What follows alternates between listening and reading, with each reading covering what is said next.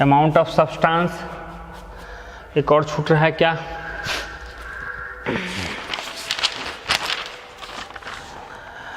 हाँ टेम्परेचर। हाँ टेम्परेचर बहुत कॉमन था, कैसे छूट गया,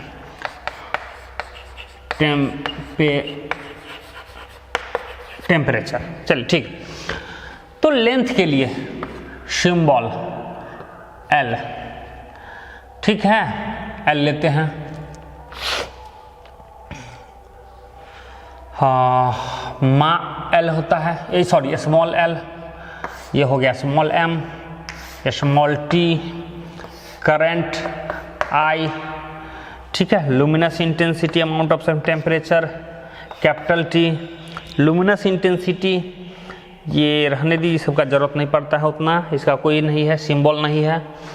ओके, ऐसा यूनिट, ऐसा यूनिट, ऐसा यूनिट एंड सिंबल, ऐसा यूनिट और सिंबल। तो इसका ऐसा यूनिट होता है बाबू मीटर, मीटर, उसका सिंबल एम। मास किलोग्राम, ठीक है, किलोग्राम, केजी। समय है ना, टाइम है, second, second. Current ampere, ampere, A capital A. Luminous intensity candela, CD, हालांकि सीडी कैडमियम होता है, उसका अमाउंट ऑफ सब्सटेंस मोल, इसका सिंबल भी यही होता है, मोल ही। टेम्परेचर केल्विन, केल्विन के, ठीक है। ये हॉलीवुड में एक्टर सबका नाम रहता है, केल्विन रहता है। डायमेंशंस इसके लिए एल, किलोग्राम यानी हो गया एम, टाइम, ठीक है। लिखिए, कंफ्यूज मत होइएगा।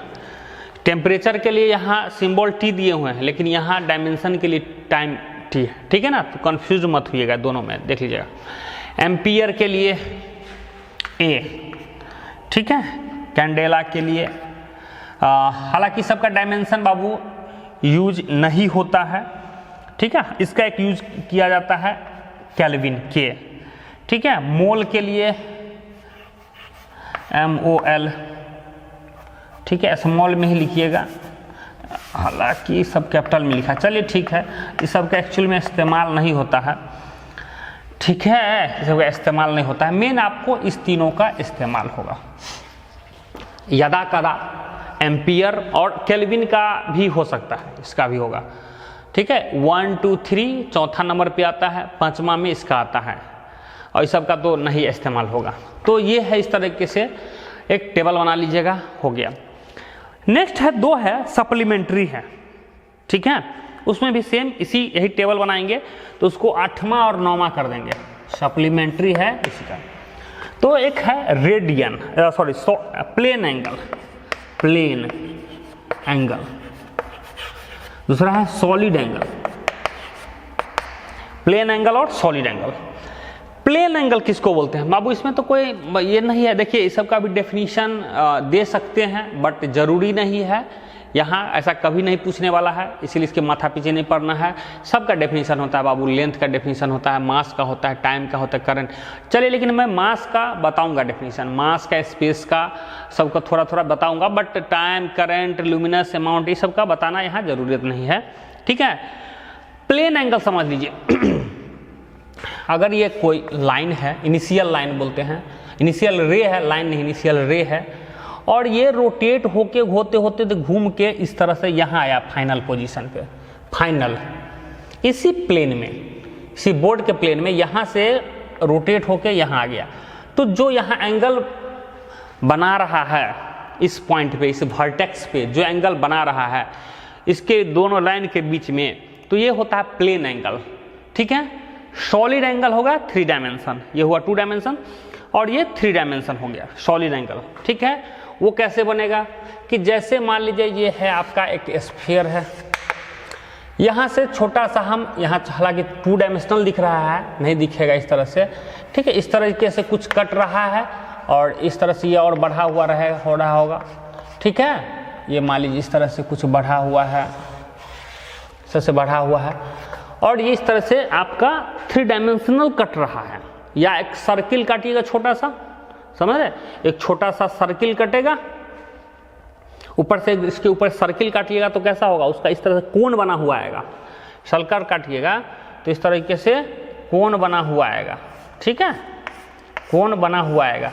तो ये 3 डायमेंशनल होगा। तो ये हो गया आपका सॉलिड एंगल है, ठीक है। तो प्लेन एंगल है, इसका सिंबल कुछ नहीं होता है, सब नहीं होता है। हाँ, यूनिट हो सकता है, इसका यूनिट होगा रेडियन, इसका यूनिट होगा रेडियन, RADIAN, रेडियन। RA लिख दीजिए, और ये स्टेरेडियन, STERADIAN,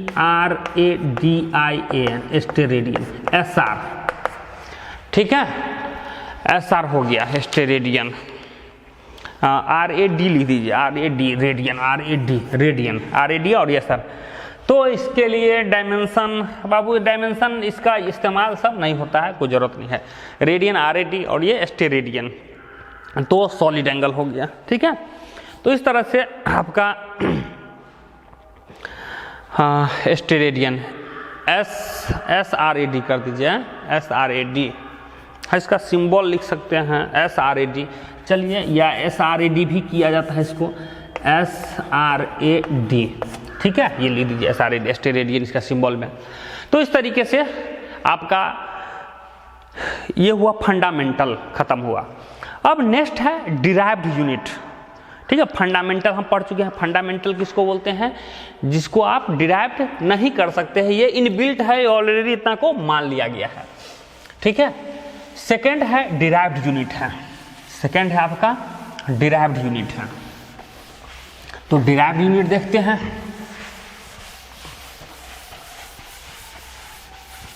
डिराइव्ड यूनिट ऐसा यूनिट जिसको दूसरे के हेल्प से प्राप्त किया सकता है। तो ऑब्वियसली फंडामेंटल को हम प्राप्त नहीं कर सकते हैं, तो इसी के हेल्प से डिराइव्ड को हम लोग पता करते हैं, डिराइव्ड पता कर सकते हैं। तो दूसरा है आपका डिराइव्ड यूनिट है। तो उसमें क्या लिखे थे परिभाषा, those quantity which can not be produced, इसमें लिखे which can be derived, which can be produce, वहां जो नॉट शब्द था ना उसको बस हटा देंगे। तो दोज क्वांटिटी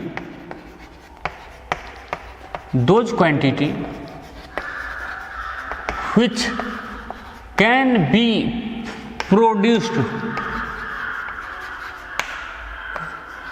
या प्रोड्यूस या generated,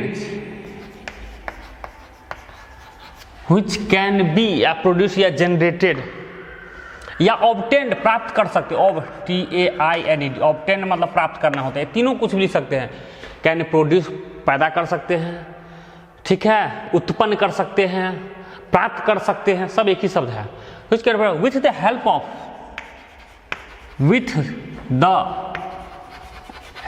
of, other, with the help of other quantity, other कौन सा, फंडामेंटल है ना, other fundamental quantity, other fundamental quantity are called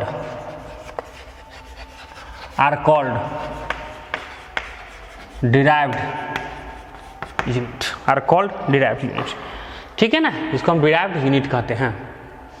तो यहां से हमने प्राप्त कर लिया, आर कॉल्ड डिराइव्ड यूनिट। फिर अब इसका एग्जाम्पल सब, तो बाबू इसके एग्जाम्पल तो कुंटल के हिसाब से है, आपको लिखना है, ठीक है। तो इसके लिए इसका लिखिएगा, टेबल बनाइएगा, लिखिएगा list of derived quantity are as below या एज फॉलोइंग या निम्नलिखित भी लिख सकते हैं, या नीचे फॉलोइंग, ठीक है, निम्नलिखित है यह। तो इसके लिए बनाइएगा टेबल, सीरियल नंबर, ठीक है, सीरियल नंबर बनाइएगा। यहाँ डिराइव्ड यूनिट, यहाँ डिराइव्ड क्वांटिटी, इसके बाद बाबू डिराइव करना है, किसी दूसरे से प्राप्त करना है, ठीक है, दूसरे से प्राप्त करना है, तो इसके लिए लिखिएगा फॉर्मूला या रिलेशन, ठीक है। इसके बाद लिखिएगा रिलेशन, इसके बाद लिखिएगा यूनिट लिखिएगा, बस हो गया, खत्म। इस तरह से कर लेना है। अब एग्जाम्पल ले रहे हैं। नंबर 1, सबसे पहले बाबू एकदम शुरुआती करते हैं। क्या डिस्टेंस फंडामेंटल है या डिराइव्ड है? तो डिस्टेंस लेंथ नापना है। डिस्टेंस क्या हुआ? लेंथ ना, या डिस्प्लेसमेंट। लेंथ हो गया तो लेंथ उधर चला गया। लेकिन अगर एरिया नापिएगा, एरिया, तो इसमें 2 लेंथ चाहिए। तो एक लेंथ रहता तो फंडामेंटल है, लेकिन 2 लेंथ चाहिए एरिया का। तो यानी फॉर्मूला क्या होता है? एरिया बराबर क्या होता है? Length square, length into length, length into length होता है, ठीक है। तो कहेगा सर किसका होता है बाबू? स्क्वायर का रहेगा। अगर रेक्टेंगल का रहता तो लंबाई इंटू चौड़ाई रहता, लेंथ इंटू ब्रेथ रहता। सर्किल का रहता तो पाई आर स्क्वायर रहता। तो जो भी हो, 2 फंडामेंटल क्वांटिटी का तो मल्टीप्लीकेशन है ही। तो 2 फंडामेंटल के अगर हेल्प से प्राप्त कर रहे हैं तो फिर डिराइव्ड हो गया। इकलौता रहता तो फंडामेंटल रहता। 2 या 2 से अधिक के हेल्प से प्राप्त कर रहे हैं क्वांटिटी, वो फिर फंडामेंटल कहाँ रहा? वो डिराइव्ड हो गया। समझ रहे? 2 का हेल्प क्या? एक ही रहता तो फिर फंडामेंटल हो गया। लिखा हुआ है with the help of other fundamental, ठीक है। मतलब इकलौता एक ही रहेगा तो फंडामेंटल, लेकिन इसमें 2 फंडामेंटल को हेल्प है। यह 2 या 2 से अधिक का कभी भी जरूरत पड़ेगा तो फिर वो फंडामेंटल नहीं रहा, वो डिराइव्ड क्वांटिटी हो गया। तो इसका फॉर्मूला हो गया ये, ठीक है। यहां डायमेंशन का ही बना लीजिए बाबू, डायमेंशन का। तो इसके लिए फॉर्मूला क्या हो गया? लेंथ हो गया, यूनिट क्या हो गया बाबू? तो इसका यूनिट क्या होता है? मीटर, इसका भी मीटर, तो यानी मीटर स्क्वायर। तो यानी क्या हो गया? Metre square. इसका यूनिट क्या हो गया? एरिया का यूनिट हो गया मीटर स्क्वायर, क्योंकि लेंथ का मीटर आगुने मीटर। अब मीटर कैसे पता चला? हम बता चुके हैं फंडामेंटल में कि इसका यूनिट मीटर होता है, इसका मीटर। तो मीटर को मीटर से गुना करिए तो मीटर स्क्वायर, मीटर को एक और मीटर से एक और मीटर से गुना करते हैं तो मीटर क्यूब हो जाता है। चलिए डायमेंशन, तो लेंथ का डायमेंशन क्या होता है? लेंथ का डायमेंशन क्या होता है? लेंथ का डायमेंशन याद है ना? L था, तो यानी क्या हो जाएगा? ये L स्क्वायर हो जाएगा डायमेंशन। तो इसको इस तरीके से नहीं लिखा जाता है, उसको हम लोग हमेशा MLT के फॉर्म में जनरली लिखते हैं, ठीक है। तो डायमेंशन के लिए बाबू सिंबल ऐसे दीजिएगा, बॉक्स में रखते हैं, बड़ा वाला बॉक्स में। तो देंगे M0 L स्क्वायर और T0, इस तरीके से लिखा था। मतलब या सिर्फ क्योंकि जानते हैं किसी पावर 0 1 हो गया, या आप डायरेक्ट सिर्फ लिख सकते हैं L स्क्वायर भी लिख सकते हैं, दोनों ही आंसर करेक्ट है। सिर्फ लेंथ स्क्वायर ही लिखिए या M0 L0 T0, लेकिन जनरल इस फॉर्म में लिखा तो दोनों ही करेक्ट आंसर हैं, ठीक है। चलिए ये हो गया। दूसरा लेते हैं वॉल्यूम लेते हैं। इसका सिंबल क्या हो गया बाबू? इसका सिंबल क्या होगा? V। तो ये क्या होगा? 3 बार मल्टीप्लीकेशन हो गया, यानी लंबाई गुने लंबाई गुने लंबाई, ठीक है, इस तरीके से। तो यहाँ क्या हो जाएगा? मीटर क्यूब हो जाएगा। यहाँ क्या हो जाएगा? वॉल्यूम हो जाएगा। ये क्या हो जाएगा? M0 L3 T0, या यहाँ हो जाएगा L3 हो जाएगा, L3 हो जाएगा, ठीक है। तो इस तरीके से हो गया। अब बताइए नेक्स्ट क्या लेते हैं? प्रेशर देखते हैं, प्रेशर या फोर्स देखते हैं, वेलोसिटी देखते हैं। तीसरा में डिस्टेंस और डिस्प्लेसमेंट नहीं है डिराइव्ड क्वांटिटी, क्योंकि डिस्टेंस में एक ही लेंथ होता है, तो एक लेंथ हो गया तो फिर फंडामेंटल हो गया। डिस्प्लेसमेंट में एक ही लेंथ होता है, लेकिन वेलोसिटी जो है, वेलोसिटी चाहे स्पीड ही कह देते हैं, स्पीड, ठीक है, गति जिसको हिंदी में बोलते हैं गति, ठीक है जी। आयतन, क्षेत्रफल, गति। तो ये क्या होता है? इसका सिंबल क्या होता है? ये हो जाता है V हो गया। इसका फॉर्मूला क्या होता है? डिस्टेंस बाय टाइम होता है, डिस्टेंस बाय टाइम होता है, टाइम होता है स्पीड, डिस्टेंस बाय टाइम, ठीक है, डिस्टेंस बाय टाइम। तो देखिए दो फंडामेंटल, ये भी फंडामेंटल है, ये भी फंडामेंटल है, दो फंडामेंटल के हेल्प से प्राप्त कर रहे हैं, चाहे दो फंडामेंटल गुना के रूप में हो, भाग के रूप में हो, उसे मैटर नहीं करता है, दो फंडामेंटल के हेल्प से तीसरा प्राप्त कर रहे हैं, ये भी फंडामेंटल है, डिस्टेंस है, लेंथ है, ये भी फंडामेंटल, ये भी फंडामेंटल। तो इसके हेल्प से जो प्राप्त कर रहे हैं तो वो फिर क्या हो जाएगा, डिराइव्ड हो गया। तो डिस्टेंस का क्या होता है बाबू, तो यहाँ क्या यूनिट क्या हो जाएगा, लेंथ, डिस्टेंस का यूनिट लेंथ और इसका यूनिट टाइम, टाइम, टाइम, तो हो जाएगा क्या होगा, सेकेंड, ठीक है ना, सेकेंड ऐसे भी लिख सकते हैं। तो सॉरी इसका यूनिट हो गया मीटर, मीटर, तो मीटर प्रति सेकेंड, इसका यूनिट होगा मीटर प्रति सेकेंड, या इसको ms-1 इसे भी लिख सकते हैं, m/s या ms1। इसका डायमेंशन क्या हो जाएगा, तो क्या हो जाएगा बाबू, इसका डायमेंशन L और इसका कैपिटल T, याद है ना डायमेंशन। तो इसका ये डायमेंशन कैसा होगा, इसको बाबू इसे बना के लिखिएगा, डिस्टेंस लेंथ नीचे में बाय टाइम, इसको सिंप्लीफाई करके इसको इसे सिंप्लीफाई कर सकते हैं LT-1, या इसको लिख सकते हैं m0LT-1, ठीक है, m0LT-1 उस टाइप से लिख सकते हैं, ठीक है। चलिए फिर उसी तरीके से वेलोसिटी, तो वेलोसिटी भी तो सेम ही है बाबू, जो स्पीड है वही वेलोसिटी है, बस दोनों में डायरेक्शन का अंतर होता है, अदरवाइज दोनों सेम ही है। नेक्स्ट है तो पांचवा होगा एक्सेलरेशन, जिसको हिंदी में बोलते हैं त्वरण बोलते हैं। तो एक्सेलरेशन क्या हो जाता है, ये हो जाता है वेलोसिटी अब बाय टाइम हो जाता है। तो इसका यूनिट क्या है, मीटर प्रति सेकेंड, अब मीटर प्रति सेकेंड अब बट्टा टाइम, यानी फिर सेकेंड हो गया, यानी ऊपर में हो गया मीटर प्रति सेकेंड, अब फिर सेकेंड हो गया, यानी क्या हो जाएगा, मीटर प्रति सेकेंड स्क्वायर, या इसको ऐसे भी लिख सकते हैं मीटर प्रति सेकेंड स्क्वायर, ऐसे भी लिख सकते हैं। तो इसका यूनिट, इसका डायमेंशन क्या हो जाएगा, ऊपर में था, ऊपर में वेलोसिटी का डायमेंशन लिखिए, नीचे में टाइम का डायमेंशन लिखिए।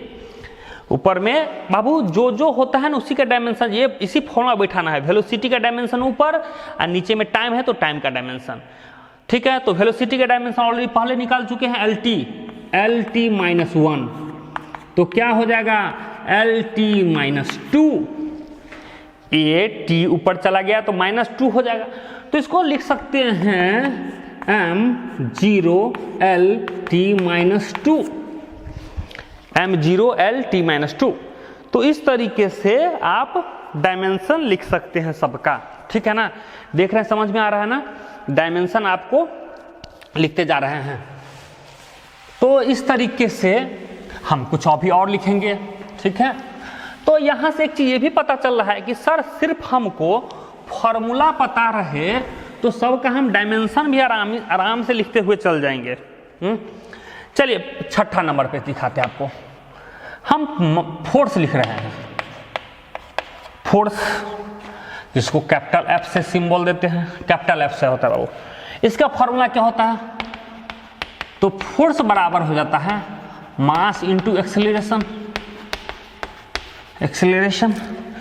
तो इसके यूनिट क्या हो जाएगा, तो बाबू मास का यूनिट होता है किलोग्राम, इसका यूनिट होता है मीटर प्रति सेकेंड स्क्वायर बाबू, ठीक है ना।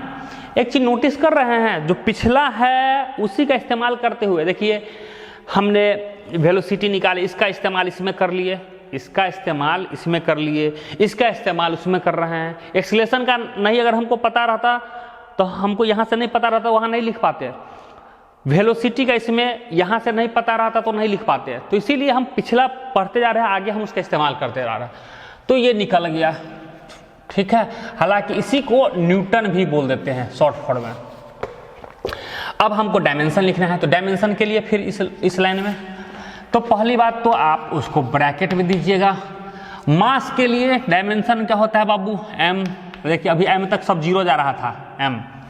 एक्सेलरेशन का डायमेंशन देखिए LT-2, तो LT-2 दोनों को मल्टीप्लाई कर दीजिए तो MLT-2, ठीक है, इस तरह से डायमेंशन बन गया। नेक्स्ट 7वां में प्रेशर। प्रेशर P से, कैपिटल P से डिनोट करते हैं, या इसका दूसरा भी नाम है pressure intensity. Pressure intensity, pressure intensity. बाबू ये सब क्लासिफिकेशन किसके आधार पे किए हैं? ओरिजिन के आधार पे, दिशा के आधार पे, फिर बाद में हम अलग करेंगे। तो ये सब हुआ आपका किसके? ओरिजिन के आधार पे। तो प्रेशर या प्रेशर इंटेंसिटी, इसका फॉर्मूला क्या होता है? तो प्रेशर बराबर होता है, प्रेशर बराबर होता है फोर्स बाय एरिया। तो फोर्स का यूनिट न्यूटन, या ये लिख सकते हैं किलोग्राम मीटर प्रति सेकेंड स्क्वायर, अब बट्टा एरिया मीटर स्क्वायर, समझ रहे हैं? या ये भी लिख सकते हैं न्यूटन बाय मीटर स्क्वायर। यहां से अगर बात करते हैं तो मीटर मीटर कट गया तो हो जाएगा किलोग्राम मीटर सेकेंड स्क्वायर, ये भी लिख सकते हैं। या यहां